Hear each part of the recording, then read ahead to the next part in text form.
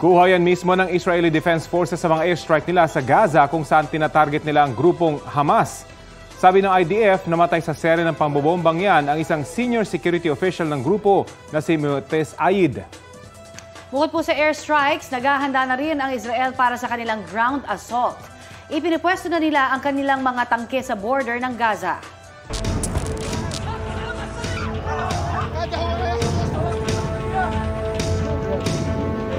Mga kabalita, itinaas na nga sa Alert Level 4 ang Gaza. Ang ibig sabihin po niyan, mandatory na ang repatriation sa 131 Pilipino roon.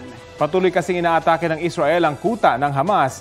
At sabi ng DFA, 78 sa ating mga kababayan sa Gaza ay nakaabang na sa Rafah border crossing o ang daanan mula sa Gaza papuntang Egypt. Samantala, 17 Pinoy naman mula sa Israel ang inaasahang makakauwi sa Pilipinas sa Miyerkules, October 18. May 20 Pinoy pa raw na nagpaparepatriate. Inaasikaso naman ang pagpapauwi sa mga labi ng 2 Pinay na nasawi roon. Ang urn naman ng namatay na Pinoy ibibigay sa kanyang asawa. Update naman po tayo sa bilang ng nasawi sa opensiba ng Israel sa Gaza. Umakyat na sa mahigit 2,670 ang patay. Sabi ng mga otoridad doon, mahigit 600 sa bilang mga bata.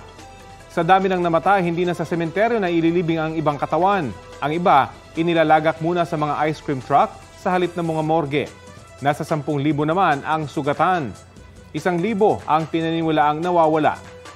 Sa Israel naman, sa 1,300 naman ang namatay dahil sa gulo.